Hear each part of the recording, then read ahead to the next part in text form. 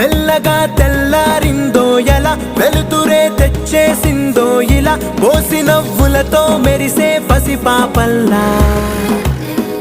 చేదతో బావులలో గలగల, చెరువులో బాతుల ఈతల కళ, చేదుగా ఉన్న వేపను నమిలే వేళ.